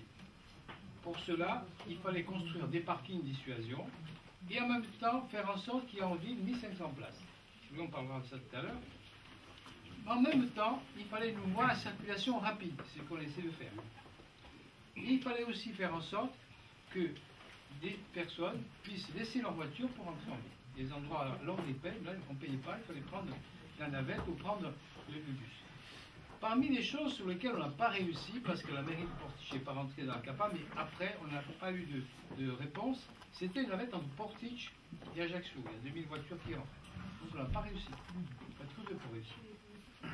Même les lettres qu'on a fait au Conseil général, je vais vous les montrer, sont restées lettres mortes. Et même, on a fait la proposition qu'il y a un car pour 1 euro qui transporte les personnes depuis Portiche jusqu'à Ajaccio, on n'a pas réussi. Par contre, le deuxième point, c'était faire en sorte que les transports publics soient de qualité, à l'heure et rapides. Ce n'est pas quelque chose qui nous a été totalement étranger. La navette d'hôpital, c'est moi qui l'ai mise en place, parce que quand j'étais pas maire, j'avais eu l'idée un matin, au moment d'une césarienne, on m'a dit on pourrait faire ça. Donc on l'a fait. Initialement, ça coûtait 1 euro. On a réduit le tarif. Ce n'est pas quelque chose d'extraordinaire, mais ça veut dire qu'on n'est pas totalement idiot sur la question. Même si on a fait un parking qui n'est pas utilisé un peu plus. Autre sujet, c'était favoriser le transport, mais aussi favoriser tout ce qui est piéton et tout ce qui est voie cyclable. C'est pour ça que la voie cyclable, c'est une voie qu'on va poursuivre, et j'espère réussir. Ensuite, ce qui est important dans la circulation, vous parlez des bus, on a une délégation de service public, le TCA. Chacun sait que, je ne vais pas dire que les chauffeurs, les 15, qui sont un petit peu des récalcitrants, ont fait campagne contre moi. Si je dis ça, j'ai rien dit par rapport à la campagne qu'ils ont fait. Par contre, c'est eux qui commandent. C'est eux qui gèrent le TCA. Voilà. Je dis que je parlerai vrai, je vous le dis. Donc la question qui est posée, est-ce qu'on va continuer sur les personnes âgées qui sont là et qui souffrent de ces mauvaises manières, est-ce qu'on va laisser faire ça? Je ne sais pas si on va essayer. En tout cas, je peux vous dire qu'on peut dire chiche pour changer ça. J'ai essayé de le faire, mais je n'ai pas réussi. Autre sujet qui me semble important, c'est quand même que les personnes imaginent qu'elles vont circuler à pied. Donc pour piétoniser, il faut développer les parkings. Donc on avait développé les parkings. Initialement, on avait prévu d'en faire en margonnage. Initialement, on devait aider la chambre de commerce à le faire. C'est facilement abandonné. On leur permettait d'utiliser le passage du margonnage qu'on a. Mais aussi, on avait prévu des places de parking, 2 parkings. Et c'est quelque chose qui était en voie. Bon, sinon, on en parlera tout à l'heure. Donc, la circulation, c'est la vie. Et cette vie, il faut la transformer et la réussir. C'est pas facile. Pour la réussir, il y a des parkings de dissuasion. Vous avez celui de Mezzane, par exemple. Celui de Mezzane, quand les gens ont l'intermodalité, ils laissent la voiture, ils prennent le tram, et ensuite ils prennent le bus, ou en tout cas ils rentrent en ville, avec l'intermodalité, avec 1 euro, le même ticket. Si je vous dis qu'en 2004, on a imaginé acheter ce terrain, c'est la fiche 28 du contrat. On a imaginé qu'on le faisait déjà. Au début, c'était le 20 décembre 2004, quand on a voté, un de mes amis proches, il disait, mais je vote, mais ça n'aura jamais lieu. Ça a eu lieu, on a acheté le terrain, on a mis ça en place. Donc, il y a 3 points. Il y a le point de la mobilisation, être attentif aux besoins de la population. Il y a le fait que la population doit aussi faire l'effort de nous accompagner quand on fait des réformes. Et aussi le fait que la nécessité financière, écologique et surtout humaine de mettre en place des systèmes qui fonctionnent. Or les bus, si ça continue comme ça ne marchera jamais. Donc il faut changer ça aussi.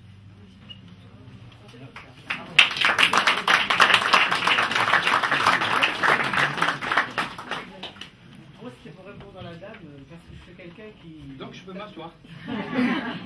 D'abord, je suis contente de vous voir, monsieur le maire. Voici toujours le maire pour moi. Et je réponds à la dame parce que moi, je marche assez souvent. Les 3/4 des gens ici savent que je suis tout le temps à pied, malgré que j'ai un permis de conduire. Les bus, la conscience des gens, ils n'ont pas de conscience. Et ils avaient créé la Yachine, que Dieu vous bénisse. Elle est gratuite. C'est pas la babouche encore. Non, elle est gratuite. Elle marche très bien. À votre époque, maintenant. Passons. Le 12, il ne s'arrête jamais dans les arrêts. Mais ça, c'est à TCA comme vous avez dit. C'est pour vous confirmer ce que vous avez dit. Et voilà. Il n'a pas un bâton, il y a un bâton de parole, mais il n'y a pas de bâton magique, malheureusement.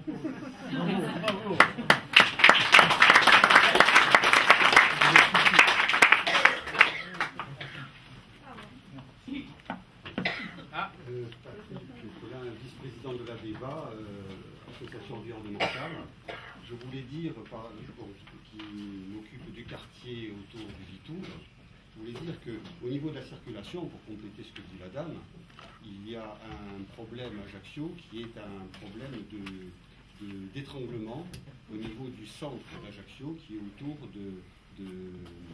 des cuves de Lorette, qui font un périmètre, qui ont bloqué ce passage important de la ville qui étrangle la ville. Hein. Donc, au niveau, j'ai travaillé un petit peu avec, pour le PLU, dans ce sens-là avec la municipalité, et je voudrais dire que c'est beaucoup ces cuves de Lorette qui bloquent, et qu'il y avait un projet pour débloquer la ville, de faire continuer la rocade à travers cet espace-là et débloquer la ville qui aurait vraiment fait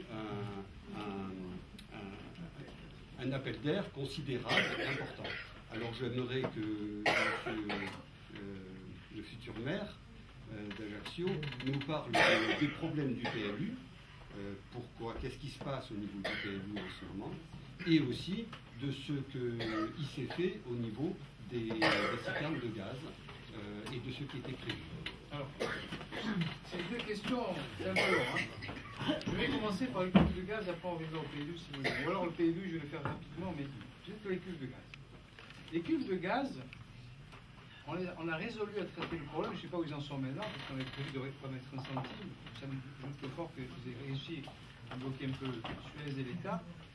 Il y avait, il y a 3 ans, la nécessité de changer la canalisation de gaz. Et un jour, il y a eu une réunion, on m'a expliqué qu'il devait débarquer à Saint-Joseph, pardon, au Ricard, qu'il devait traverser la ville et remonter l'avenue Kennedy. Je leur ai dit que ce n'était pas possible.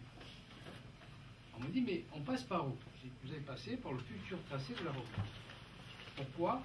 Parce qu'en 2010, Jacob avait gagné les élections, et à partir de 2010, à travers le poste, il y avait déjà un tracé. Donc on s'est mis en charge de faire en sorte qu'on réalise sur ce tracé la rocade. Et avec nos services, on a contacté différentes personnes, et la mécanique était la suivante. Vous nous laissez passer la route, après je donne la canalisation, vous laissez passer la route, vous avez de la constructibilité, et il y avait aussi un côté inondable. Et en ventilant les choses de cette façon-là, on avait la possibilité de signer un passage. On parlera après des gens qu'on a rencontrés. C'est 2010. 10 octobre 2011, M. Jacob, qui avait lancé un tracé et une étude, avait un nouveau tracé. On a fait une réunion à la CTC, il a fait un trait rouge. Et donc on a revu toutes ces personnes à travers un trait rouge qui n'était pas le passage habituel, donc qu'on avait déjà utilisé. Et 25 septembre 2012, on a encore changé le tracé. Donc on a obtenu la même chose. Je fais court. Hein. Les personnes qu'on a vues, essentiellement, étaient d'accord, mais c'était très difficile, sauf en bas, pour la famille Alasta, c'était très difficile. Sinon, on était arrivé à avoir le passage jusqu'en haut, au-delà des cuves. Et c'était pas facile, parce qu'il y en a un qui représente 18 personnes. Hein. Donc il a fallu à Paris, les faire venir, les accueillir, etc. Et finalement, on a eu le passage. Moyennant quoi, j'avais affirmé donc, à l'État et à Suez que je leur laissais passer le passage, la canalisation, à condition qu'ils enfouissent les sphères. Et c'était un bras de fer. Parce qu'au début, ils ne voulaient pas, et il y avait quand même l'État qui mettait en demeure Suez de changer la canalisation. Donc il fallait à un moment donné qu'ils passent. Et moi j'étais ferme avec nos services, avec Pôle Emploi, avec Prodigiac, avec Maria, en disant vous ne passerez pas si vous n'engagez pas à enfouir. Et c'était un bras de fer. Le préfet disant mais oui, vous comprenez, vous ne l'aurez pas tout de suite, etc. On a fait un vrai bras de fer. Et je suis intervenu aux plus hautes autorités. Finalement, nous avons résolu le problème nous-mêmes parce qu'on a été ferme jusqu'au bout. À tel point que monsieur le secrétaire général, un jeudi, me dit, vous savez, c'est pas bien avant les élections, on va vous expliquer que vous ne voulez pas changer la canalisation et vous allez perdre des élections. Premièrement, quand j'étais député, j'ai interpellé 2 fois le ministre en séance publique, en question du mardi matin, donc c'est pas vous. Et puis, vous expliquerez aux personnes que nous, on ne s'occupe pas des Ajacciens. Par contre, moi, je vais expliquer que vous ne voulez pas enfouir et payer, parce que Suez et l'État, c'est la même boîte. Le mardi matin, j'ai un coup de fil en disant nous sommes d'accord. Donc c'est un bras de fer que nous avons gagné. Nous l'avons d'autant plus gagné que j'avais vu le patron, tout ce qui est travaux de Suez à Paris en juin, et lui était d'accord. C'est plus facile, hein. Bon, il y a des parents, des amis de parents à Basilica qui s'appellent Bernard, donc c'était plus facile. Mais on a obtenu ceci. Il y a juste une petite difficulté, c'est que moi je souhaitais qu'on enfouisse carrément près de Saint-Antoine, où il y a une falaise, et eux préféraient que ce soit sur un terrain du Conseil général. Le Conseil général, il ne peut pas refuser parce qu'on enfouit des sphères qui, aujourd'hui, jusqu'à ce qu'on les enfouisse, sont un danger pour l'hôpital qui lui est départemental. Donc finalement, on leur a arrangé le coup. Voilà. La seule chose qu'on a fait, c'est de déclasser la route. Donc on a fait un bras de fer qu'on a gagné. L'avantage était triple. On fait la rocade, et pendant ce temps, j'ai obtenu de M. Jacob que dans le PU, on escrive la rocade. Donc on fait la rocade, on enfouit les sphères dans le moins de danger, parce que si on explose, il y a 3000 personnes qui meurent. Hein. Et il y a la troisième chose, c'est qu'on libère l'espace pour construire 420 logements. Et on fait en sorte que ces personnes qui avaient écrit puissent bénéficier de davantage. Le fait d'apprendre cette technique, ça a fait dépenser 0 centime à la ville, sauf que le passage d'Alasta qui entre-temps ne voulait pas le laisser passer, donc 0 francs à la ville. Ça permettait de monter la canalisation, de protéger, mais surtout, quand ils voulaient me mettre en demeure pour passer quand même, ça ne m'appartenait pas à la ville. Donc on a eu un système qui nous a vraiment facilité la tâche.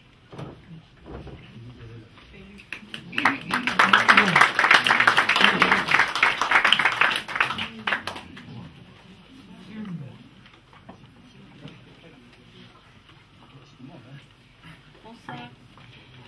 Moi j'ai 2 petites questions en fait. Je voudrais savoir déjà, est-ce qu'il y a des points faibles et quels sont ces points? Vous avez les mains liées malgré vous par rapport à la région, l'Europe ou autre. Donc on ne peut pas attendre quelque chose. Et deuxièmement, pourquoi il y a tant de différences entre les enveloppes pour la culture et qu'il y ait des petites associations qui disparaissent? Alors, et est-ce que ça va changer? On va commencer par la fin. C'est la deuxième question. Hein. Les points faibles, si vous voulez, les points faibles de la ville, s'il en existe, c'est quand même qu'il y a du personnel et que les ressources, elles ne sont pas extensibles et qu'on n'a pas augmenté les impôts depuis 2002. Donc, nous n'avons pas augmenté les impôts. Le personnel a diminué de 36 personnes jusqu'à décembre 2013, précisément. Et les points faibles, c'est quand même qu'il faut savoir qu'il y a un abattement de 20%, à source, pour les personnes, et qu'ensuite on n'a pas augmenté les impôts. Le point faible, c'est quand même les ressources. Voilà. Le deuxième point faible dans les ressources, c'est la taxe professionnelle. Le fait que la taxe professionnelle soit figée, c'est pour nous un point faible. Pourquoi? Parce que la création de la CAPA a permis de faire en sorte que la taxe professionnelle qui était sur différentes communes a été regroupée et versée à la ville. Alors, globalement, ça fait 20 millions d'euros. Au début, ça faisait un petit peu moins, mais ça fait quand même une somme importante que vous retrouvez dans les investissements. Voilà pour les ressources. Il y a aussi un point fort, puisque le point faible, il y a aussi un point fort. Alors, pour le personnel de la ville, on va faire en sorte que tout le monde travaille, et que quand les gens partaient à la retraite, si on les renouvelait, pour certains, on a créé de nouveaux services. Je ne vais pas revenir dessus, parce qu'on déjà, je pense que le journal, le quotidien a bien expliqué les choses, donc je ne vais pas revenir dessus. Par contre, c'est important d'avoir expliqué, par contre, il y a des points forts. Le point fort de la ville d'Ajaccio, c'est sa population, qui a augmenté de 13 000 habitants. Et le corollaire aujourd'hui, c'est qu'il faut des logements, si on veut augmenter encore. Et dans le logement, il faut qu'on inscrive dans la pratique et la nôtre en mettant à disposition des terrains, qui est prix au mètre carré, qui ne dépasse pas 2 000 euros au mètre carré, même s'il y a d'autres écarts. Sinon, la ville ne pourra pas avoir... Ça, c'est un point faible si on ne fait pas ça. Le point fort, c'est la population. C'est comme la France. Aujourd'hui, la France, elle a un point fort, c'est la population.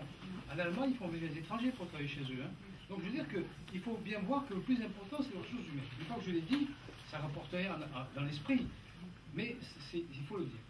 Par rapport à la culture, nous, tout à l'heure, on parlait qu'est-ce qu'il faut faire par rapport aux personnes. Je n'ai pas cité la mission éducative, mais il faut savoir qu'au niveau de la culture, on a des pratiques culturelles qui font qu'on aide. On a par exemple l'AD, qui est un centre municipal à peu près, même si ce n'est pas municipal, qui travaille bien. Peut-être la jauge n'est pas importante, mais c'est quand même de la qualité. On a aussi des services qui font que la population a accès à l'espace diamant, ou dans les médiathèques ou dans les maisons de quartier. Mais la question que vous posez précisément, c'est que la région a diminué ses enveloppes. Nous, on donne à peu près la même chose. Des fois, nous, on ne suit pas, mais eux ne suivent pas non plus. Donc, du coup, on est limité. Donc, c'est pour ça que la pratique de la culture à travers le programme éducatif est important. Parce qu'on voit bien que la musique, qui est élément moteur, le théâtre aussi, mais moteur pour les enfants, pour la créativité, pour la vie sociale, eh bien, elle doit être généralisée. Donc, il faut voir comment on répond à ce besoin. Et les associations, il y en a qui ont disparu, ou périclité, parce qu'on voit bien que quand le tissu en crise économique, se rétrécit, les principales victimes, c'est les plus fragiles. Hop, une question. Oui, simplement une question plus politique. On sait que vous êtes en tout cas en passe de vous rapprocher des nationalistes, au moins au second tour. Ces nationalistes, on les entend beaucoup parler des prochaines territoriales. C'est leur but, c'est leur ambition. Ils territorialisent beaucoup cette élection et on n'entend pas forcément beaucoup parler d'Ajaccio, du moins dans leur bouche. Or, Ajaccio, c'est votre ambition. Est-ce que ça ne vous gêne pas, cette prise de position et cette territorialisation à l'extrême des municipales? Vous qui, demain, allez peut-être travailler avec eux, est-ce que ça ne vous gêne pas qu'ils profitent de ces municipales comme d'un tremplin, finalement? Alors, il y a plusieurs choses. La première chose, mais je serai très bref, je suis obligé de vous le dire, c'est qu'on a subi au niveau de la démocratie un tel traumatisme que quand les gens sont contre la fraude, pour la transparence, pour le bien commun et pour faire en sorte que chacun travaille ensemble, il est une nécessité qu'une ville qui est comme un corps avec une âme, une identité, chacun puisse y participer. Ça, c'est la première chose. La deuxième chose, c'est quand on passe de l'ombre à la lumière pour ces organisations, c'est qu'elles n'ont pas toujours forcément, pour nous, des pratiques qui sont celles du voter, d'avoir un programme, etc. Donc pour nous, il y a une nécessité de ne pas laisser sur le bord du chemin, mais en même temps, c'est votre question, en même temps, il n'est pas possible que dans le corpus qu'on a de la gauche et de la façon qu'on a de traiter la gestion, le contrat de gestion qu'on peut mettre en place, auquel chacun peut participer, on fasse abstraction de ce problème important qui est celui de la gestion locale. Et le fait qu'on territorialise, à l'occasion d'élections qui, je vous rappelle, on est là parce qu'on a obtenu l'annulation, c'est une première victoire, donc il y a une deuxième qui essaie de remettre en marche la machine, on voit bien que nous, on est en difficulté. On est en difficulté à deux niveaux. On a un désir d'élargir, mais on a aussi un désir de tenir compte de toutes les composantes qui sont les nôtres, et qui, pour certaines, voient dans cette organisation nouvelle et de l'accueil, un côté plutôt national, mais national plus haut. Hein. Voilà. Donc il est important que les discours politiques territoriaux des organisations nationalistes puissent être, disons, analysés aussi, je ne sais pas pour le premier tour. Pour le deuxième tour, pour nous, ce qui est important, c'est un contrat de gestion préélectorale avec 4 phases. La première phase, on vient de la définir, qui c'est les grands principes, c'est-à-dire l'éthique, lutte contre la fraude, la transparence, l'innovation que je disais tout à l'heure. Premier point, on peut aller plus loin, hein, mais ça y est. Et la deuxième chose qui me semble importante, deuxième point, c'est celui de se mettre d'accord sur le programme. Je ne suis pas sûr que tout le monde soit pour la suppression du parking. Nous, on est pour la réhabilitation. Je prends des choses simples, sans complication. Je ne suis pas sûr que tout le monde envisage le projet qui est le nôtre, point par point. On a un document, je vais passer, hein, qu'on a étudié, mais qui sera présenté tout à l'heure à un corps social-démocrate qui a sujet des fonds de composantes, de façon à ce qu'on dise voilà les choses sur lesquelles on va être d'accord. Parce qu'il ne faudra pas que quand on va voter, j'espère qu'on va gagner, si on est allergique, on dise mais moi j'ai pas signé ça. Donc il y a un travail de fond. Autre point important, c'est celui de la présence de la liste globalement. On voit bien, et je vous dis tranquillement, que si je vous parle moi de métropole, c'est pas pour qu'on divise en deux la CAPA ou la ville. Métropole, c'est un esprit, c'est l'esprit de groupe. Donc il faut quand même qu'on intègre ceci, et qu'on intègre aussi que quand on fait un groupe, c'est déjà arrivé pendant 13 ans, donc je vais le dire tranquillement, c'est quand on fait un groupe, dans le groupe, c'est pas le groupe de machin, c'est pas comme ça, c'est le groupe, il se divise pas, il se subdivise pas pour affronter telle ou telle élection. Il est sur Ajaccio, il défend le territoire, et au-delà du territoire, il défend une forme de métropole et qui est une nouvelle organisation à créer, entre Ajaccio et Bastia, c'est la même chose, et qui a une consistance, et qui a surtout une faculté d'être efficace. C'est que la représentation en fonction au deuxième tour, en fonction des pourcentages, doit aussi s'adosser à des responsabilités. Et le tout faisant en sorte que le contrat que l'on a, il s'appuie sur une charte de fonctionnement, sur une éthique et surtout sur une méthode de travail en commun. Ça, validé comme ça, on peut aller loin.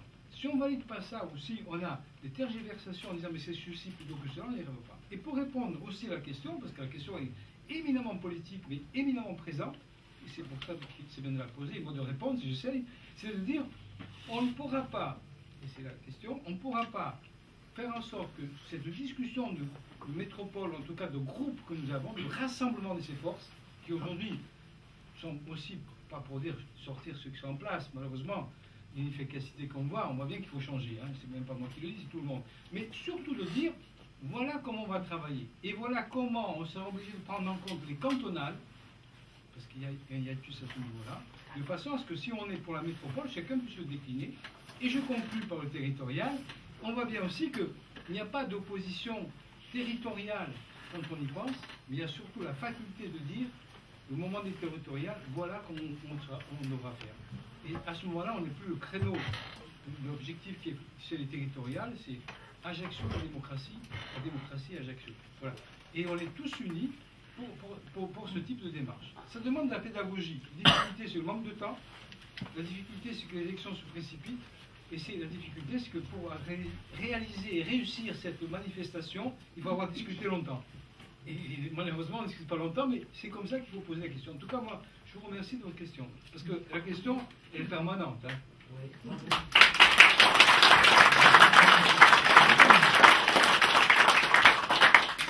Je voudrais revenir aux fraudes, monsieur le maire.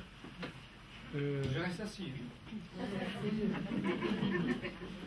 Pensez-vous que dans cette période noire qu'a connue la ville d'Ajaccio, il y a eu de la violence de la part des services de l'État? Moi, je ne comprends pas la question, mais j'essaie de répondre à la question que je comprends. Je m'explique.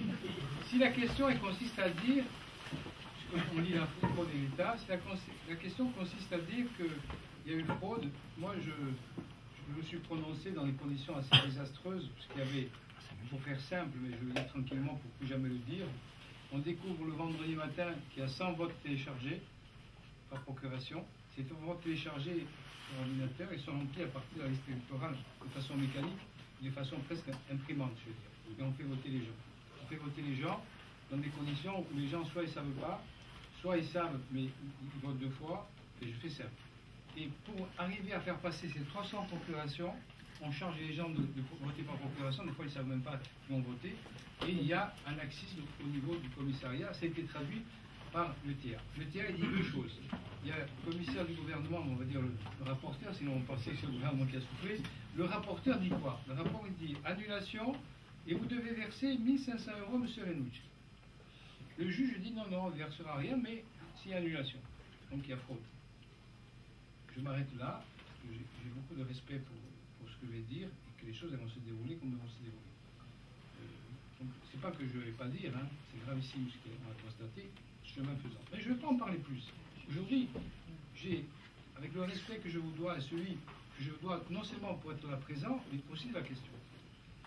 Il y a eu, à ce moment-là, quand je l'ai constaté, je suis allé voir le préfet, et il faut savoir que les votes de procuration, ça ne passe pas par la mairie. Ça passe le personnel, les personnes, mon commissariat, la poste, ça arrive à la mairie. Donc quand je constate ça, je demande l'application de l'article 40. L'article 40, celui qui avait fait avant moi, c'était Bonnet pour M. Ross. Et encore, M. Ross, c'était un peu tiré par les cheveux ce qu'on a fait. Mais ça, c'est autre chose. Il avait pris une décision à l'unanimité. Donc, c'est encore autre chose. Mais c'est l'article 40, quand le procureur reçoit l'article 40, il fait deux choses. Il fait une enquête préliminaire, classe l'affaire. Si vous avez volé des yaourts, c'est passé au tribunal administratif, au tribunal correctionnel, sinon, c'est les juges. Et là, on a mis du temps à imaginer qu'il y avait la fraude. Nous, on a soulevé 14 procurations, il y a les 4 types de fraude, mais je ne vais pas les citer là. Et ces 14 procurations, c'est nous qui les avons données au préfet qui a dit qu'il ne faut rien faire, au procureur il ne faut rien faire, samedi, hein, et à président TG qui commande l'organisation qui dit qu'il ne faut rien faire. Je me suis adressé au président de la République, à son directeur de cabinet, à M. Hérault, à M. Valls qui n'a pas répondu, c'est pour ça que je lui ai dit des mots gentils après, et puis à Taubira qui a renvoyé plus haut. Quand vous êtes comme moi, quelqu'un qui est là grâce à la méritocratie, grâce à la République. Sinon, aujourd'hui, je ne pourrais pas être là, hein, vu comment ça se passe. Hein. Je suis obligé de reconnaître que l'État n'a pas fait son boulot. C'est ce que j'ai dit. Voilà. Je m'arrête là parce que sinon, on va tourner autour de ça seulement. Mais si vous, on peut le refaire. Et si vous voulez prendre rendez-vous chez moi, je vous demande tout ce que vous voulez. Il est moche. Hein. Voilà. Je termine en une phrase. Je voulais dire simplement qu'il y a la nécessité de réflexion, que le bien le plus précieux que nous avons en Corse, c'est que chacun se connaît et chacun doit se respecter. Et quand ça n'arrive pas, que ce soit aux élections ou autre chose, hein, eh bien, on est à côté de ce que nous avons reçu comme bien supérieur. Le bien supérieur que nous avons reçu, c'est l'autre. Et là, on n'y est pas. Donc voilà, je m'arrête là parce que je pourrais, bien sûr, avec tout ce que j'ai subi, vous dire plein de choses. Je voulais dire simplement, cette élection, c'est le vote utile et c'est le vote de la confiance.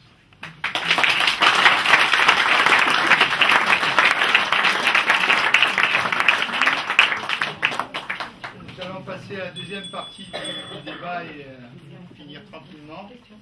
Nous allons poser une dernière question. Voilà, il y a un bras qui s'est levé. Voilà. Mais avant de terminer, je voudrais savoir, parce que c'est un espace démocratique, si ce genre de rendez-vous vous a convenu ou pas. Oui. Donc levez la main pour que... Manquez les sandwichs. Le lien avec un responsable, des responsables est direct. Donc ça fonctionne très bien. Donc là, vous avez un lien direct. Maintenant, ce genre de rendez-vous peut se reproduire plusieurs fois ailleurs, c'est pas un souci. Maintenant, je passe à du long, mais après, ça sera plus des propositions. Voilà. Vous avez mené un combat long, difficile, pendant 7 mois, pour ce recours, pour rétablir, selon vos dires, la démocratie, mais également pour pouvoir donner la possibilité aux Ajacciens, toujours selon vos dires, de remettre en place en tout cas une autre équipe. Or, vous discutez encore beaucoup pour la préparation de votre liste, avec toutes les composantes, des discussions qui sont parfois difficiles, avec des négociations qui sont parfois tendues, y compris avec vos plus proches. Est-ce qu'il n'y a pas eu quelque part, je sais que ces 7 mois ont été longs et difficiles pour ce combat justement contre la fraude, mais est-ce qu'il n'y a pas eu de l'impréparation? Est-ce que votre retour était si évident pour vous? Alors, juste éviter dans la question des choses qui ne sont pas tout à fait justes. Hein. Voilà. Moi, les choses qui ne sont pas assez justes, parce que je n'ai pas de rapport tendu avec Paul et Jacques, je n'ai pas de rapport tendu avec Juliane et avec personne. Hein. Voilà. La question qui s'est posée... Je n'ai pas parlé de M. Dijak. Non, moi je parle que vous voulez, hein, mais je parle d'autres. Hein. Voilà. Peut-être parce que M. Calasoprane, c'est l'enfant gâté, donc ses caprices passent avant nous, mais nous, par rapport à M. Calasoprane, c'est l'enfant de la famille, et pour nous, il vient quand il veut. Donc pour nous, il n'y a aucune objection le concernant, mais on peut comprendre qu'il ait envie de faire ça, il le fait. Bon, ça, peut-être qu'on perdra à cause de lui, mais ceci étant, l'approche familiale, est tout à fait simple et moi je n'ai pas fauté vis-à-vis de cette relation. Donc je ne vais pas le faire ce soir. Deuxième point qui me semble important, l'impréparation, je retiens l'impréparation. Voilà. L'impréparation veut dire que je me suis préparé à revenir. Et là je demande un peu plus que 3 minutes. Le 19 septembre 67, dans un village que je connais. C'est pour ça que je vous ai posé la question aussi. Votre retour, pour vous, était-il aussi évident? Voilà. Mais il faut que je donne plus de 3 minutes. Le 19 septembre 67, dans un village que je connais bien, les élections s'est passées de telle façon, un peu comme certains pays mexicains, où le maire du village, victime d'une fraude manifeste, mais surtout d'une manifestation violente pour changer le procès verbal, avait décidé qu'il porterait plainte et qu'il se présenterait aux élections. Et j'ai été heurté, j'avais 22 ans, de voir que pour se présenter aux élections, il avait retiré sa plainte. Donc le soir des élections, sachant que j'avais aucune chance de revenir dans ma tête, j'avais subi des choses très graves, je me suis dit, l'article 40, ça suffit, je ne me présenterai pas. Et jusqu'au jour de l'annulation, je n'avais pas dans ma tête l'idée de revenir. Pour l'impréparation. Voilà. Ça n'empêche pas que Paul Dijac, au mois de juin, il me dit, tu vas être obligé de revenir. Ça n'empêche pas qu'il a fait tout ce qu'il fallait pour rassembler la gauche. Je peux plus citer, j'ai ainsi tout ça. L'impréparation, c'est la surprise de revenir. Et je reviens pourquoi? Je reviens parce que autour de moi, ceux qui s'étaient battus pour l'annulation m'ont dit, mais putain, il faut y aller, hein. Sinon qu'est-ce qu'on va dire? On va dire que tu as peur, on va dire que tu as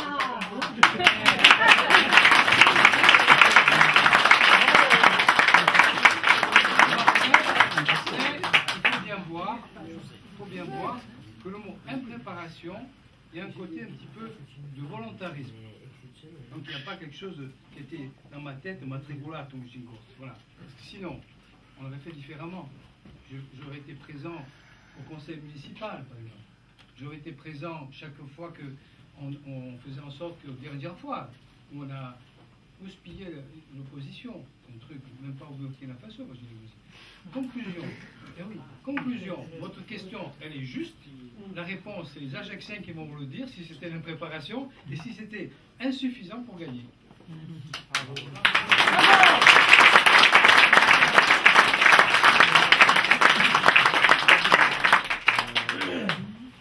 Si vous avez des idées, puisqu'on a parlé du boîte à idées tout à l'heure sur un site, là vous êtes dans le monde. Donc si vous avez des idées, des propositions, Marcel. Moi je voudrais parler de la circulation. Je voudrais savoir quelque chose, parce que j'ai trouvé très très bien l'idée de faire par exemple la navette. Aussi bien celle qui monte à l'hôpital que celle qui est de la rue Sèche. Est-ce qu'il ne serait pas possible d'en faire par exemple celle de l'hôpital? Pourquoi elle ne partirait pas de plus près? Elle part de la place du Diamant. Elle devrait partir au moins de, je sais pas moi, de la place à Batouche. Parce que le siècle, c'est toutes les demi-heures, quelquefois même le dimanche. C'est une heure, toutes les heures. Donc je pense que ceux qui ont besoin d'aller à l'hôpital, une navette qui partirait de plus loin serait très utile. Je parle parce que j'ai beaucoup utilisé cette navette. Et je pense que ça serait utile d'en faire davantage. Les bus, c'est bien, les navettes, c'est 100 fois mieux. C'est un sujet majeur, parce que quand on organise le plan des parkings, c'est nécessaire. Premièrement. Deuxièmement, je vous promets solennellement qu'on va faire le maximum et davantage de navettes, mais que dans les études que nous avons faites, qui étaient 20 000 exemplaires ou 30 000 exemplaires, il est apparu qu'il fallait les faire. Et il y a un changement à apporter au niveau du fonctionnement de la DSP, au niveau de l'adhésion qui doit se manifester à l'intérieur de l'entreprise. Et on voit bien que des fois on a des obstacles. Mais ceci étant, la navette, c'est finalement l'avenir, il faut absolument faire ça. Voilà.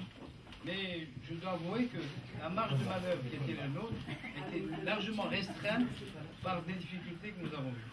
Voilà. Mais ceci étant, je vous ai dit qu'une fois qu'on est en bonne santé, vous avez du boulot et bien sûr une maison, c'est le transport, donc vous mettrez le paquet sur le transport. Même s'il doit être gratuit, vous mettrez le paquet sur le transport. Voilà.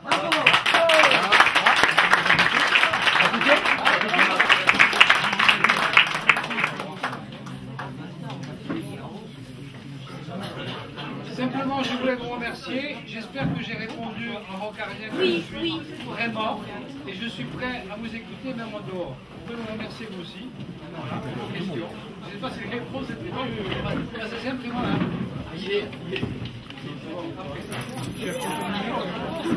Merci à tous. Merci.